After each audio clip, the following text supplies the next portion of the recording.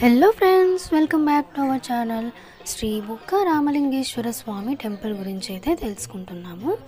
ఈ టెంపుల్ వచ్చేసి పెన్నా నది ఒడ్డున ఉందన్నమాట. బుక్క అంటే నీటి ఊట అని అర్థము. ఇక్కడ శివలింగం కింద నుంచి నీరైతే ఎప్పుడు ఊరుతూ ఉంటాయంట.